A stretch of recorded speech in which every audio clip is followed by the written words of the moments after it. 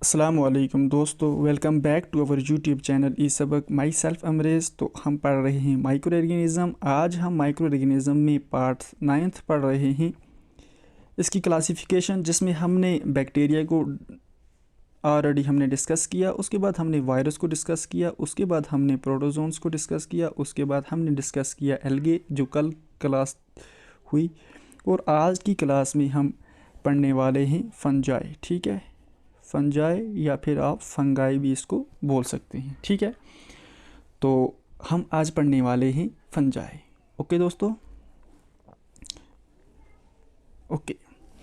तो अगर हम फंजाई की बात करें तो आपके दिमाग में क्या एग्जांपल आता है? आपके दिमाग में क्या एग्जांपल आएगा अगर हम फंजाई की बात करेंगे? दिमाग में क्या एग्जांपल आ सकता है? तो आप बोलोगे सर, बारिश के मौसम आता है। बारिश के मौसम में हम सबको सैंडविच खाना बड़ा पसंद है, तो हम लोग ब्रेड लेकर आते हैं मार्केट से। अब उस ब्रेड को स्पेशली रेनी सीज़न में अगर हम जल्दी से जल्दी रेफ्रिजरेट नहीं करते हैं तो 1 से 2 दिन में ही ब्रेड के ऊपर अजीब तरह की कॉटनी ग्रोथ आ जाती है। क्या आ जाती है दोस्तों? कॉटनी ग्रोथ आ जाती है। कॉटनी ग्रोथ आ जाती है। कॉटनी ग्रोथ आ जाती है, जिसको हम कहते हैं फंगस। जिसको हम क्या कहते हैं? फंगस। ठीक है, और ये ही हुआ फंगस का example. Yes, you are right. Bread के ऊपर जो कॉटनी ग्रोथ डेवलप हो जाती है वो हुआ फंगस। ठीक है दोस्तों, एक्चुअली में इस फंगस ग्रुप में बहुत सारे माइक्रो ऑर्गेनिज्म आते हैं। ठीक है, ये जो फंगस है इसमें बहुत सारे माइक्रो ऑर्गेनिज्म आते हैं। ठीक है दोस्तों, माइक्रो ऑर्गेनिज्म आते हैं और इन माइक्रो ऑर्गेनिज्म को फर्दर इन्होंने डिवाइड किया है 2 और कैटेगरीज में। कितनी में? 2 और कैटेगरीज में इसको डिवाइड किया गया है। ठीक है, नंबर 1 इसमें आता है मैक्रोफंगस, मैक्रोफंगस। और नंबर 2 इसमें आता है माइक्रोफंगस। क्या आता है? माइक्रोफंगस, माइक्रोफंगस। ओके, एक में माइक्रोफंगस और दूसरे में माइक्रोफंगस। तो आप सुनिए, आप मैक्रोफंगस क्या होता है और माइक्रोफंगस क्या होता है। अगर हम माइक्रोफंगस की बात करें, माइक्रोफंगस में बड़े वाला माइक्रोफंगस का मतलब होता है बड़ा वाला, जिनको हम नेकेड आई से देख सकते हैं। कौन सा फंगस? जिनको हम नेकेड आई से देख सकते हैं, ये है मैक्रोफंगस की एग्जांपल। ठीक है, जिनको हम देख सकते हैं। फॉर एग्जांपल, अगर एग्जांपल की बात करें, जैसा कि आपने मशरूम ऑलरेडी देखा होगा। मशरूम की अगर बात करें, मैं आपको उसका फ़ोटो दिखाऊंगा बाद में, फ़िलहाल आप पढ़िए। तो मैक्रो फंगस की हम बात करें, उसमें आते हैं वो फंगस जो बड़े होते हैं, जो जिनको हम आंखों से देख सकते हैं। ठीक है, जिनमें हमने एग्जांपल ली जिसकी, मशरूम की। और हम अगर माइक्रो फंगस की बात करें, माइक्रो फंगस की अगर बात करें, माइक्रो की अगर बात करें तो उसमें वो फंगे आते हैं जिनके बहुत ही छोटे छोटे होते हैं, जो कि बहुत छोटे छोटे होते हैं, जिनको हम नेकेड आई से नहीं देख सकते। क्या कर सकते हैं? माइक्रो फंगस में वो फंगस आते हैं, माइक्रो फंगस में वो फंगस आते हैं जो कि बहुत छोटे होते हैं, जिनको हम नेकेड आई से नहीं देख सकते। ठीक है, नेकेड आई से नहीं देख सकते। ओके, इतना आपको समझ आया होगा। ठीक है, आपको यहाँ क्या समझाया कि ग्रुप फंगे में इतने सारे माइक्रो ऑर्गेनिज्म आते हैं, जिनको हम फर्दर डिवाइड करते हैं 2 कैटेगरीज में।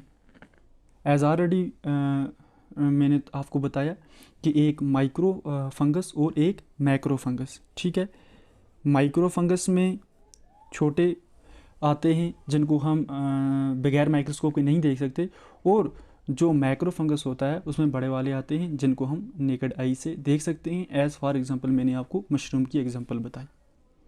ठीक है दोस्तों, और इसके अलावा हम बात करते हैं, अगर हम फंगे में देखें, सिर्फ ईस्ट, ठीक है,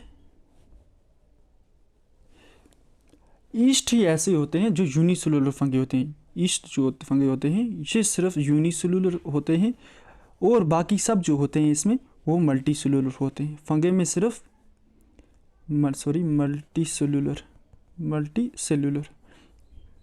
सिर्फ ईस्ट जो होते हैं वो यूनिसेलुलर फंगे होते हैं, बाकी सब मल्टी सेलुलर होते हैं। जैसा कि हमने प्रोटोजोन्स में देखा था सब यूनिसेलुलर होते हैं, एल्गे में देखा था कुछ यूनिसेलुलर होते हैं और बाकी सब क्या होते हैं इसमें मल्टी सेलुलर होते हैं। अगर हम स्ट्रक्चर की बात करें, चलो मैं आपको स्ट्रक्चर दिखाता हूँ ईस्ट का, ठीक है, एक मिनट।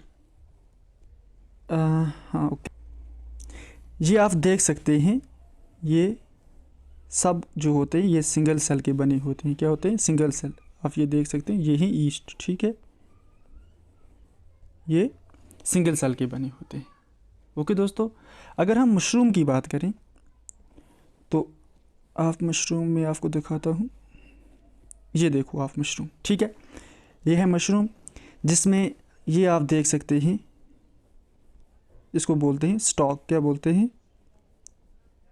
इसको बोलते हैं स्टॉक, ठीक है, इसको बोलते हैं स्टॉक। और एक मिनट,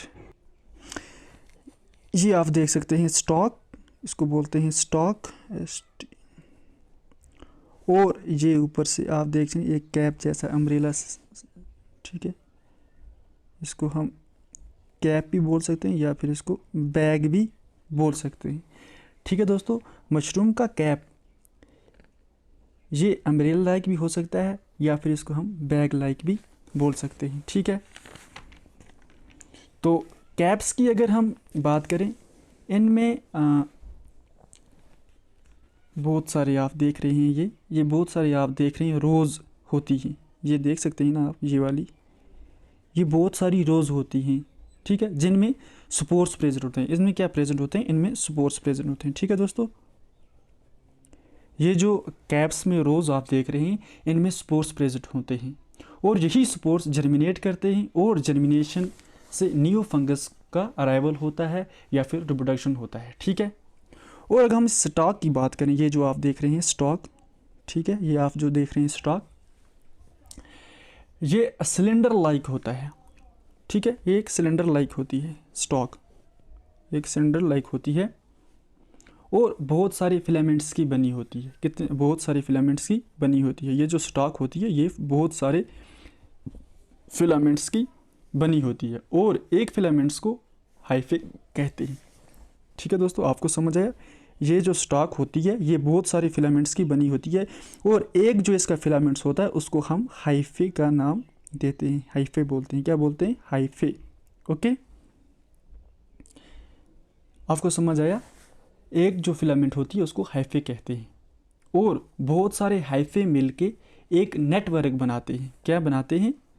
बहुत सारे फिलामेंट्स बन के, बहुत सारे जो होते हैं हाइफे, ये मिलकर एक नेटवर्क बनाते हैं, जिनको हम कहते हैं माइसीलियम। क्या कहते हैं? माइसीलियम कहते हैं। ठीक है, यहाँ तक आपको समझ आया? ओके, मैंने आपको बताया जो हाइफे जो स्टॉक होता है उसमें एक क्या होता है, सिलेंडर की तरह फिलामेंट्स होते हैं। ठीक है, फिलामेंट्स बने होते हैं, और एक फिलामेंट्स को हाइफे कहते हैं। ओके, और बहुत सारे हाइफे जब मिलते हैं वो एक नेटवर्क बनाते हैं, जिन्हें हम कहते हैं माइसीलियम। क्या कहते हैं? जिन्हें हम माइसीलियम कहते हैं, माइसीलियम कहते हैं। हाइफे मिलकर माइसीलियम बनाते हैं। ठीक है दोस्तों, जो हाइफे होते हैं ये मिलकर सब क्या बनाते हैं? माइसीलियम बनाते हैं। और अगर मैं आपको बताऊं हाइफे होता क्या है, तो आप कहेंगे सर ये इतना डीप आप क्यों जाते हो? मैं आपको बता दूं, हाइफे होता ही इम्पॉर्टेंट है। ठीक है, कैसे इम्पॉर्टेंट होता है? बेसिकली इन हाइफे के पास जो हाइफे होते हैं, मैं आपको हाइफे की बात करूं, हाइफे भी एक किस्म के ये सेल होते हैं। ठीक है, इनके पास न्यूक्लियस होता है, साइटोप्लाज्म होता है, साइटोप्लाज्म। ठीक है, मैंने आपको बताया ये हाइफे के पास न्यूक्लियस भी होता है और साइटोप्लाज्म भी होता है। बेसिकली ये सेल ही होते हैं जो आपको फिलामेंट्स दिख रहे हैं। ये जो मैंने आपको फिलामेंट्स दिखाए, देखिए एक मिनट, ये जो मैंने आपको स्टॉक बताया, स्टॉक जो होता है फिलामेंट्स का बना होता है, ये जो फिलामेंट्स होते हैं, ठीक है, ये फिलामेंट्स होते हैं,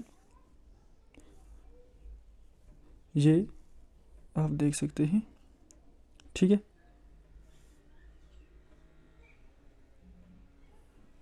ये क्या होते हैं, यही सेल्स ही होते हैं, जो आपको फिलामेंट देख रहे हैं ना, ये सेल्स ही होते हैं, ठीक है। इनमें न्यूक्लियस होता है, साइटोप्लाज्म होता है। ये हाइफे अंदर से एंजाइम छोड़ते हैं, क्या छोड़ते हैं, ये जो हाइफे होते हैं, एक मिनट, ओके, ये जो हाइफे होते हैं ये अंदर से एंजाइम छोड़ते हैं और ये एंजाइम बाहर जाके जो भी खाना होता है उसको डाइजेस्ट करते हैं। डाइजेस्ट करने के बाद वापस से इन हाइफे में अब्जॉर्ब होते हैं, ठीक है, वापस से इन हाइफे में अब्जॉर्ब होते हैं। देखा जाए ये हाइफे बहुत इंपॉर्टेंट होते हैं, न्यूट्रिशन में सपोर्ट करते हैं किसको, फंगस को, ठीक है। ये हाइफे जो होते हैं ये न्यूट्रिशन में सपोर्ट करते हैं किसको, फंगस को, ये सपोर्ट करते हैं, ठीक है दोस्तों। इतना आपको समझ आया होगा। ये आप देख सकते हैं, मैंने आपको बताया कैप, ये ऊपर जो है ये अम्ब्रेला लाइक या इसको कैप लाइक स्ट्रक्चर जो होता है ये मशरूम है।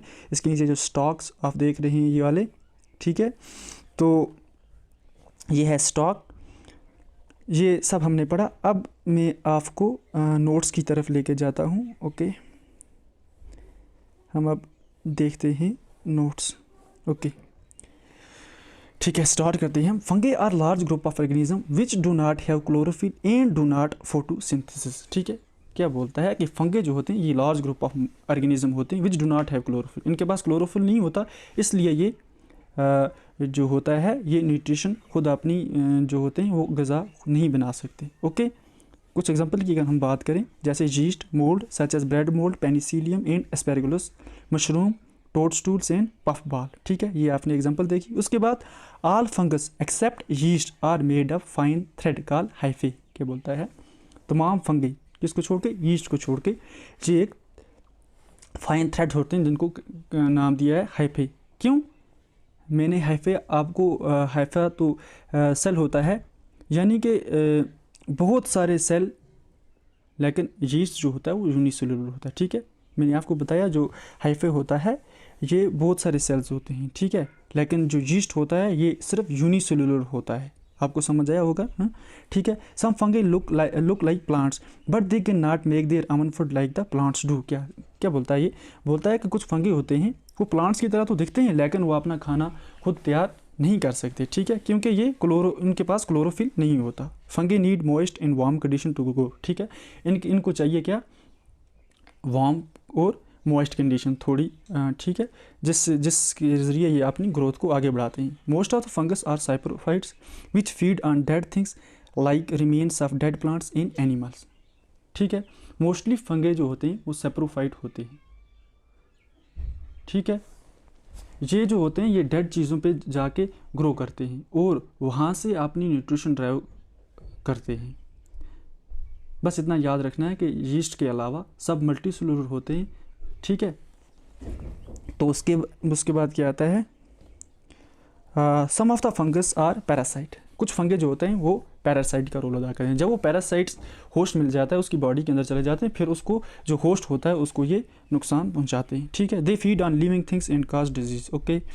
A mold is a fur-like growth of minute fungi occurring on organic matter in moist and warm condition, ऐसे already हमने डिस्कस किया। Some of example of mold fungi are rhizopus, bread molds, penicillium और aspergillus. The fungi like yeast and molds are fungi which can be considered to be microorganism, okay. The fungi such as mushrooms, toadstools and puffballs are bigger in size. Some of the human disease caused by fungi are ringworm and athlete, ठीक है दोस्तों, ये हमने already discuss किया। एक बार मैं इनकी shapes जो इमेज हैं, ठीक है, डायग्राम्स आपको दिखाता हूँ। ये आप देख सकते हैं, ये है पेनिस, इसको हमने पढ़ा था माइसीलियम, ठीक है। ये आप देख सकते हैं आगे हाइफे और इसके बाद ये पीछे जो है ये स्टॉक आप देख सकते हैं, ठीक है।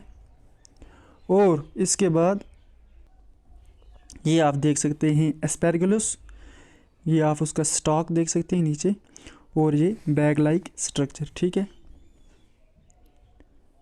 और ये जो आप देख रहे हैं छोटे छोटे ये वाले ये स्पोर्स हैं, ठीक है, जो हवा में इधर उधर जाते हैं। उसके बाद ये दूसरी जगह पे जब ये हवा में उड़ते हैं और उसके बाद ये किसी जगह पे जाके गिरते हैं तो वहाँ पे इनकी ग्रोथ होनी शुरू हो जाती है, ठीक है।